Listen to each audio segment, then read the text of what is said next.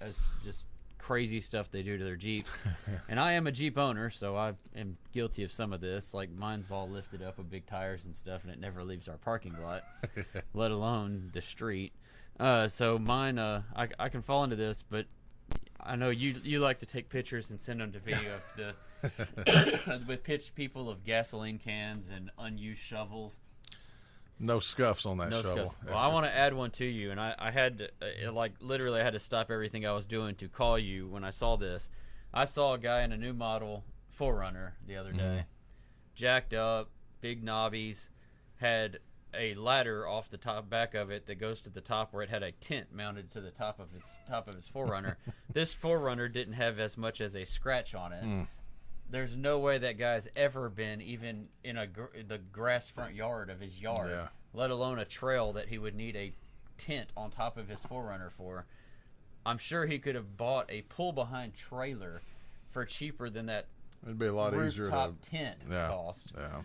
So I try not to be too critical, but it just drives me crazy. You live in a town where there's a gas station every half mile, but you got a gas can that's never been opened, never had gas in it. And some of them have water, 2 or 3 gallon water tank. Yeah, because you're going to be somewhere where you can't get water. In the ramps, in case you get stuck. I mean, but the catch is, it's all unused, unscuffed, just there for looks. Like I say, a Jeep don't even go on a gravel driveway, let alone off road. I just can't help it. Yeah, I know this is one of your favorite topics that we've ever talked about. Is just these over the top 4-wheel drive. Look, I've got a couple customized cars, but they're usually done for useful stuff. The Jeep, on the other hand, it's an advertising piece, so it has to look cool. It's wrapped. It's wrapped and stuff like that. So I did it more for advertising to stand out than I did because I was going to go in the sticks on top of a bush or something like that. But it's not decked out like you're getting ready to take on the Mojave Desert either. That's right. It's just all right. Yeah, we could go all day on that, but yeah, it's. But that guy with the tent on top of his 4Runner, I was like, man, are you going on an expedition? I mean, what is the purpose of this? Are you scared of all these bears that have been around Middle Tennessee really. to the point where you had to have a tent on top of your truck? And they can climb. They can climb. They're going to just go up the ladder and join you in your tent. Right.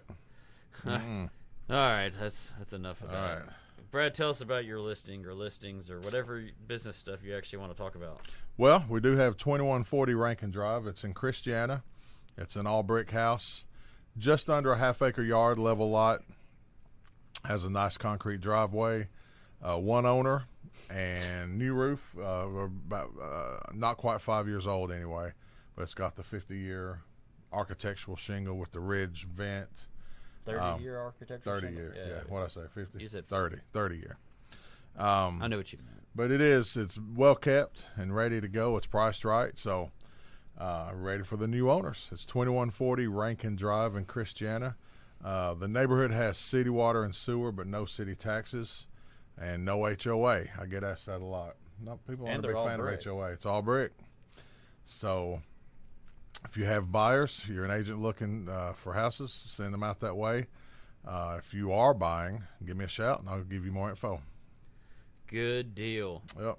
All right, so I always ask a daily topic on my personal Facebook page, and I've now taken that to a video topic on Insta and YouTube and TikTok and a couple other places. So my topic of the day, Brad, was a restaurant that no longer exists that you wish could come back. Yeah. And it's been really popular topic today. So if you're on the comments watching the show, who's your restaurant that's no longer in existence that you wish could come back?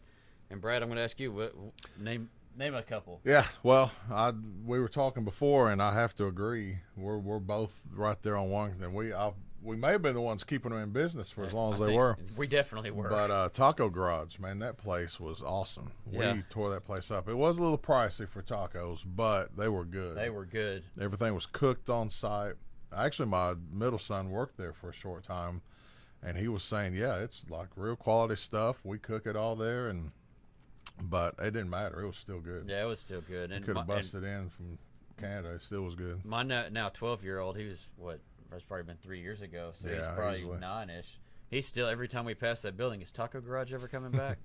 Dude, we need Taco Garage Maybe one back. day. One day. Maybe one day. If you're watching this and you're the one that owned Taco Garage, call me up. Let's see if we can do something. Taco Garage needs to make a return. We can get you in a better spot where the rent ain't through the roof. And, yeah.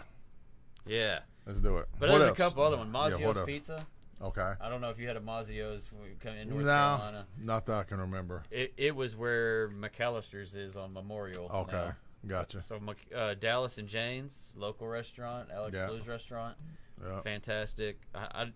I can't really tell Best you. burger I've ever had. Best burger I ain't I've even ever had. exaggerating. That thing was excellent. And I can't really tell you why his restaurant didn't make it, because everybody says it was in a bad location in a strip mall. Well, Primrose Table's in a half a mile away in a strip mall, and it's doing fine. Mm-hmm. So it's not location. There was something else that brought people away.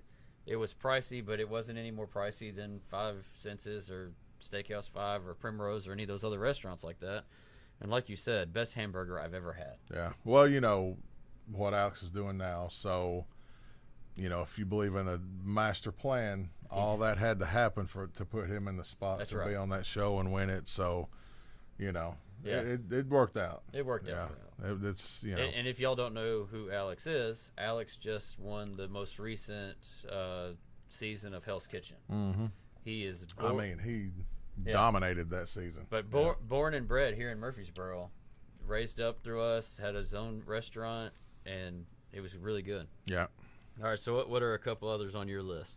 Shoot, Godfather's Pizza. I mean, that was good. We did have those in Asheville, and my older brother worked there for a while, so he would make his own. Mm-hmm. So we'd get some that was, you know, like 2 Chicago deep dishes stacked, you know. Lots of good stuff. But, and you know, I might get flagged over this, but I know it's not out of business, but there's none around here. It's Long John's. I used to, you know, every once in a while go in there and eat my weight in fried chicken and fish. Their chicken was so good. I love their chicken. I mean, they were a chicken place. And they had them frosty mugs you could get with A&W, you know, back when I didn't care about. Are they a money laundering front? I don't know. You never see anybody any Long Johns, but they were in business for a while. I don't know where the closest one is. I think there's one in Antioch, but so it ain't that good. It's good, but it ain't that worth that drive. But if I'm going past one, I'll stop in there and get some. There's one in Winchester, Tullahoma, because I remember the last time I was down there showing houses, Laura was actually with me on the ride down, and she drove with me and was like, "Hey, there's Long John Silver's. Let's get some." So for that seafood lover in you, yeah, I think that's their song. Hello, Marcia. Thanks for watching. So that's everybody a good say one. Hello to Harsh Marsh. Long John's is you know, Facebook can be such a good thing and it can be a negative thing, but Joanna blocked me on that the other day. Did I tell you about that? No. She said I'm making too many bird puns. And I said, that's all right. 2 can play that game. Yeah. 2 can. 2 can. 2 can play that game. Bird puns. I gotcha. That was good. The silence says it all. Yeah, that's good. 2 can. All right, Brad. I'll give you partial credit. They're getting better. I can't throw out all my good stuff early on. Yeah, that's good. Hey, I got this text message yesterday, or somebody was telling me this yesterday, and I had to send it to Laura because it's exactly true. Hold on just a second. Never criticize your husband's faults. It may have been those little imperfections which stopped him from getting a better wife. Ooh, that's good. That's true. Somebody sent me that yesterday, and I sent it to Laura. And you haven't heard from her since? I haven't heard from her since. She usually watches the show, and she's not even watching the show. So come on, man. Where's our support? Yeah. All right, 803 Hillview Drive is an actual approved STR in downtown Nashville, over near the Zanies area. That's funny. That's funny, yeah. Zanies. 394.9, and it is money producing. It actually makes money downtown if you like to go to hockey games and all that. Excuse me. Maybe it's something you buy for yourself and just have as a little secondary pad. There you go. Cave. Yeah. That's right. Good deal. All right, I think we've come close to the end of the BS show today. Already? We're out of topics, Seems I like think. we just got here. So, but tell me one thing. Why would an agent want to sign on with us and work here? Man, I can't really say because brokers do such a good job of blowing smoke up people's butts. Brad, why is it a good place to work? Well, let's see. How much time do we have? We got good training. We have free office space, right? Yeah. Free as in zero. We don't charge a bunch of fees that makes you tempted to pass on to your clients. But the training, you know, I mean, I'm in it not quite 7 years, well over 100 transactions, and still ask questions and still get the best answers. So if you are looking to make a move, or you're looking just to join a brokerage, you're getting in actually at a good time, because you're going to be learning how to get business when things are a little slower, but you'll get all the training you want and then some. Wow, that wasn't even on my list. Yeah. Look, there was no recruiting stuff on He my didn't topics even list. offer me money for that. Yeah, there was no money. There's no raise. Man, that's good. But no, we do a really good job of training. We have a lot of top producing agents by percentage. One of the highest producing per agent count in all of Middle Tennessee. So great thing to go. All right, news story you can't believe, Brad. This one was one that was kind of unbelievable. This gentleman was killed because he decided to play with his grandfather's items and found a live grenade, and somebody just decided to pull the pin. Wonder if they didn't know what they had, or if they thought it was a dead one, or what. But that's bad. And his 12 and 14-year-old children also had injuries. It didn't say how hard those injuries were. But guys, look, I got guns, and my kids are trained from the time they're itty bitty. Look, if you see a gun, go find a parent, get a parent. Do not touch the gun. Same thing with grenades and explosives. Yeah, that should kind of cover that. Don't pull the pin. Yep. Find somebody that should know what they're doing. Don't mess with it. Yeah, don't mess with it. That news story, I can't believe it. That's crazy. I can't believe somebody would just, hey, you know what, how many movies do you see and the guy just pulls the pin and goes, yeah. I mean, what kind of, look, sorry. I'm going to get on a soapbox on that one. All right, well, that's it for today. Brad Fowler,